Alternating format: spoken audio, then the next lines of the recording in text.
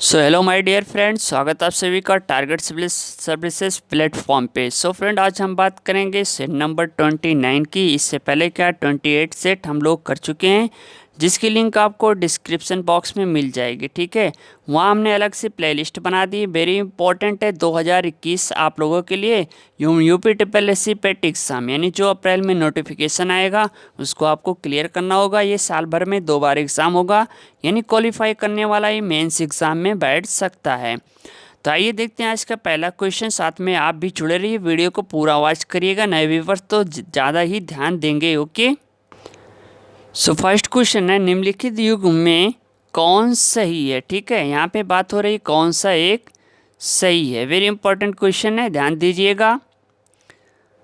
सो यहाँ पे जो राइट ऑप्शन है ऑप्शन सी, यानी हरे पौधे पारिस्थितिकी तंत्र के अंतर्गत, यानी इसकी संकल्पना 1935 में, ठीक है, 1935 में एजी टॉन्सले द्वारा सर्वप्रथम प्रस्तावित की गई थी। हरे पौधे को यदि पारिस्थितिकी तंत्र का आधार कहा जाए तो कोई अतिशयोक्ति ना होगी। तो एजी टॉन्सले का नाम याद रखिएगा 1935 में। ओके, ये काफ़ी इंपॉर्टेंट है डेट 1935 और नाम एजी टॉन्सले। चलिए सो नेक्स्ट क्वेश्चन देखते हैं, चिपको आंदोलन किससे संबंधित है। तब यहाँ पे जो राइट ऑप्शन है ऑप्शन है, यानी पादप संरक्षण से। अगर हम बात करें तो चिपको आंदोलन तत्कालीन उत्तर प्रदेश के चमोली जिले में सन 1973 में, ठीक है, 1973 में हुआ। किसानों द्वारा वृक्षों की कटाई का विरोध करने हेतु इस आंदोलन की शुरुआत की गई। चिपको आंदोलन का उद्घोष वाक्य था, क्या है जंगल की उपकार, मिट्टी पानी और बयार, मिट्टी पानी और बयार जिंदा रहने के आधार। ठीक है, सन 1987 में इस आंदोलन को सम्यक जीविका पुरस्कार से भी सम्मानित किया गया था। तो ध्यान दीजिएगा, काफ़ी इम्पोर्टेंट ये आंदोलन रहा था। चलिए अगला क्वेश्चन है, भारत में जैव विविधता की दृष्टि से संतृप्त क्षेत्र कौन सा है। सो यहाँ पे राइट ऑप्शनों को ऑप्शन बी, यानी पश्चिमी घाट। अगर हम बात करें तो पश्चिमी घाट संरचना की दृष्टि से एक संपूर्ण इकाई है। यह ताप्ती के मुहाने से लेकर कन्याकुमारी अंतरीप तक 1600 किलोमीटर लंबे क्षेत्र में विस्तृत है। ये भारत में जैव विविधता की दृष्टि से संतृप्त क्षेत्र संयुक्त राष्ट्र संघ द्वारा यानी 22 मई को जैव विविधता दिवस मनाया जाता है। ठीक है, तो 22 मई को जैव विविधता दिवस मनाया जाता है, किसकी तरफ से, संयुक्त राष्ट्र संघ की तरफ से। ओके, चलिए सो नेक्स्ट क्वेश्चन है, प्रसिद्ध चरकुला नृत्य किससे संबंधित है। देखिए यहाँ पे डायरेक्ट बात हो रही है प्रसिद्ध चरकुला नृत्य से। ओके, तो राइट ऑप्शन होगा ऑप्शन सी, यानी ब्रजभूमि से। अगर हम बात करें तो प्रसिद्ध चरकुला नृत्य ब्रजभूमि का एक लोक नृत्य है। यह एक घड़ा नृत्य है, यानी ब्रज क्षेत्रवासियों द्वारा किए जाने वाले इस घड़ा नृत्य में बैलगाड़ी अथवा रथ के पहिए पर अनेक घड़े रहते हैं, फिर उसे सिर पर रखकर नृत्य किया जाता है। समझ गए यहाँ तक बात। चलिए अगला क्वेश्चन है, सरदार वल्लभ भाई पटेल कृषि विश्वविद्यालय कहाँ स्थित है। सो राइट ऑप्शन होगा ऑप्शन बी, यानी मेरठ में।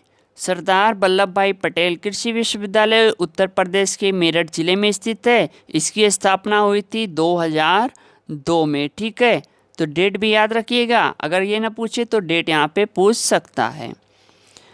चलिए अगला क्वेश्चन है, अति लोकप्रिय पत्रिका कल्याण कहाँ से प्रकाशित होती है।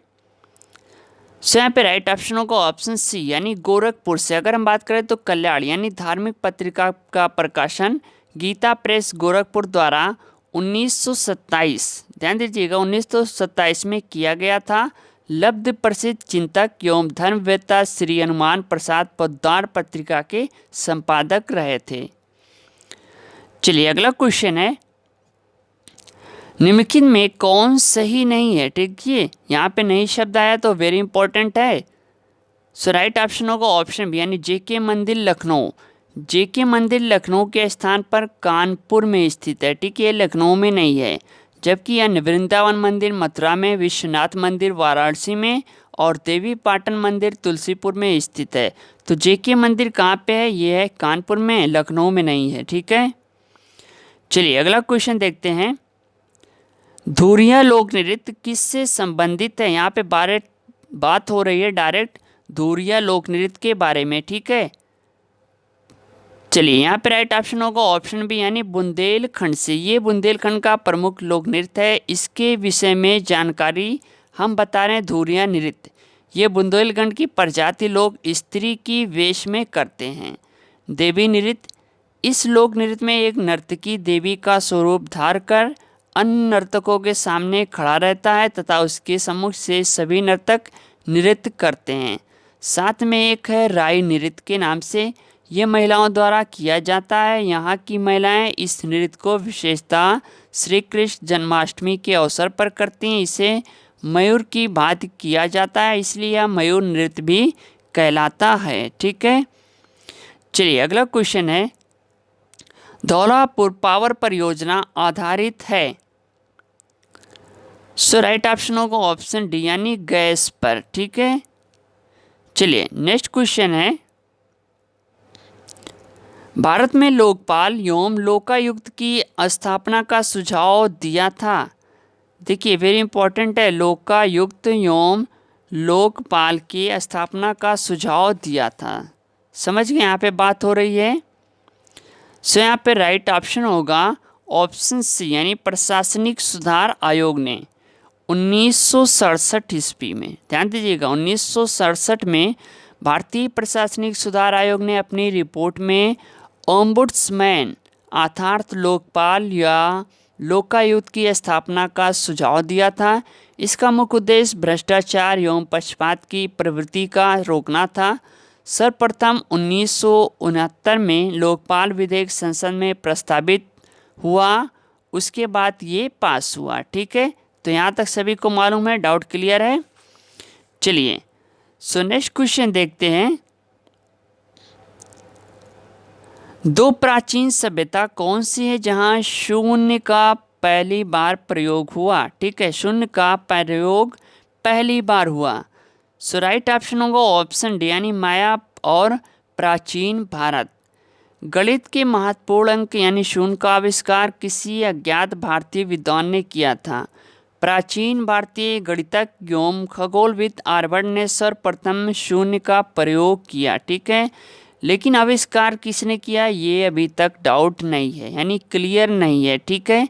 यहाँ तक मेरी बात समझ में आ रही है आप लोगों को। चलिए नेक्स्ट क्वेश्चन देखते हैं, न्याय दर्शन का लेखक कौन था। देखिए यहाँ पे बात हो रही है न्याय दर्शन के बारे में। सो राइट ऑप्शन होगा ऑप्शन ए यानी न्याय दर्शन के प्रणेता गौतम थे। कणाद वैशेषिक दर्शन के कपिल साख्य दर्शन के प्रणेता थे। महर्षि गौतम का न्याय सूत्र न्याय दर्शन का आधारभूत ग्रंथ है। तो न्याय दर्शन के लेखक कौन थे, गौतम, ठीक है। चलिए सो नेक्स्ट क्वेश्चन देखते हैं, भारत में कौन सी भाषा सबसे अधिक बोली जाती है। तो यहाँ पर राइट ऑप्शन होगा ऑप्शन ए यानी बंगाली। भारत में सबसे अधिक बोली जाने वाली भाषा हिंदी, उसके बाद तेलुगु, उसके बाद क्या है बंगाली, ठीक है। तो जो ऑप्शन दिया हुआ है इसमें सबसे ज़्यादा बंगाली भाषा जो है वो बोली जाती है, ओके। चलिए सो नेक्स्ट क्वेश्चन देखते हैं, कौन सी नदी मध्य प्रदेश से निकलती है और खंपात की खाड़ी में गिरती है। अब यहाँ पे राइट ऑप्शन होगा ऑप्शन सी यानी माही नदी। अगर हम बात करें तो माही नदी मध्य प्रदेश से उद्गमित होकर खात के निकट राजस्थान के बांसवाड़ा जिले में प्रवेश करती है। ये नदी नरवाली तक बहने के पश्चात दक्षिण पश्चिम दिशा की ओर गुजरात से प्रवाहित होती हुई खंबात की खाड़ी में गिरती है, ठीक है। तो यहाँ तक तो डाउट क्लियर होगा सभी को। चलिए अगला क्वेश्चन देखते हैं, किस शहर को सांस्कृतिक घुलन केंद्र कहा जाता है। तो राइट ऑप्शन होगा ऑप्शन डी यानी दिल्ली। भारत का दिल्ली शहर सांस्कृतिक घुलन केंद्र यानी मेल्टिंग पॉइंट कहा जाता है। विविध संस्कृतियों के लोग दिल्ली में आकर समाहित हो जाते हैं, उनकी अपनी संस्कृति वहीं की संस्कृति में घुल जाती है। प्राचीन काल से आज तक भाषा तक यह प्रक्रिया चल रही है। समझ गए। चलिए नेक्स्ट क्वेश्चन देखते हैं, लेखन कला की उचित प्रणाली विकसित सबसे प्राचीन सभ्यता थी? तो राइट ऑप्शन होगा ऑप्शन सी यानी सुमेरिया की बात हो रही है। भारतीय उपमहाद्वीप में विकसित प्राचीन सैंतो सभ्यता की समकालीन सुमेरियन सभ्यता दजला एवं फरात नदियों के किनारे विकसित हुई। एक व्यवस्थित एवं विकसित लेखन कला का विकास सर्वप्रथम सुमेरियन निवासियों ने ही किया था। उनकी लेखन पद्धति को किलाक्षर लिपि कहते हैं। सैंतो सभ्यता की लिपि चित्राक्षर लिपि कहलाती। ये लिपि अभी तक अपाठ्य है यानी पढ़ी नहीं गई है। विश्व की सर्वप्राचीन मिस्र की सभ्यता की हेरोग्लिफिक लिपि थी जिसमें 24 चिन्ह थे, ठीक है, यानी 24 निशान थे। ओके, चलिए सो नेक्स्ट क्वेश्चन है, यूरोपीय आर्थिक समुदाय का मुख्यालय कहाँ पर है? देखिए यहाँ पे राइट ऑप्शन होगा ऑप्शन है यानी ब्रुसेल्स में। यूरोपीय आर्थिक समुदाय की स्थापना हुई थी 1957 ईस्वी में, ठीक है, रोम की संधि के द्वारा हुई। वर्तमान में 27 सदस्य राष्ट्रों का संगठन विश्व का सबसे बड़ा व्यापारिक संगठन है। समझ गए? चलिए अगला क्वेश्चन है, कौन सा स्थल घग्गर और उसकी सहायक नदियों की घाटी में स्थित है? अब देखिए यहाँ पे राइट ऑप्शन होगा ऑप्शन डी यानी बनवाली। बनवाली नामक हड़प्पन संस्कृति का पुरास्थल हरियाणा के हिसार जिले में स्थित घग्गर और उसकी सहायक नदियों की घाटी में स्थित है। इस पुरास्थल की खोज एस विस्ट ने 1973 ईस्वी में, ठीक है, की थी। ये पुरास्थल कालीबंगा की तरह दो सांस्कृतिक अवस्थाओं को प्रस्तुत करता है। यहीं से हल की आकृति का प्रसिद्ध खिलौना मिला था, ठीक है। चलिए अगला क्वेश्चन है, किस पोषक तत्व की कमी के कारण पौधों की शीर्ष कलिकाएं मर जाती हैं? सो यहाँ पे राइट ऑप्शन होगा ऑप्शन सी यानी बोरान। अगर हम बात करें तो बोरान की कमी के कारण पौधों की शीर्ष यानी ऊपर की जो कलिकाएं हैं वो सूख जाती हैं। इसके साथ पत्तियों में मोटापन, कड़ापन, मुड़ा होना, सूखा होना, हरिमहीनता के लक्षण दिखाई देते हैं, यानी पौधे में बोरान की कमी हो रही है, ठीक है। चलिए अगला क्वेश्चन है, समुद्र तल पर पृथ्वी से निकट स्थान कौन सा है? तो राइट ऑप्शन होगा ऑप्शन यानी उत्तरी ध्रुव के बारे में बात हो रही है। अगर हम बात करें तो उत्तरी ध्रुव आर्कटिक महासागर के पास स्थित है, जो कि पृथ्वी के केंद्र का सबसे निकट स्थान भी है। ध्रुवों पर पृथ्वी चपटी है, जिसके कारण ध्रुवों की पृथ्वी के केंद्र से दूरी न्यूनतम है, जबकि भूमध्य रेखा पर उभार होने से वह पृथ्वी के केंद्र से सर्वाधिक दूर है, ठीक है। तो यहाँ तक मेरी बात समझ में आई? सो फ्रेंड ये रही वीडियो को लाइक करो, ज़्यादा से ज़्यादा शेयर करो अपने दोस्तों के साथ और बने रहिए आप हमारे ही प्लेटफॉर्म पे, जहाँ से आपके यूपी SSSC GK एवं GS की पूरी नॉलेज दी जाएगी। मिलते हैं नेक्स्ट वीडियो के साथ। Okay, thanks, best of luck, thank you, धन्यवाद, जय हिंद, जय भारत।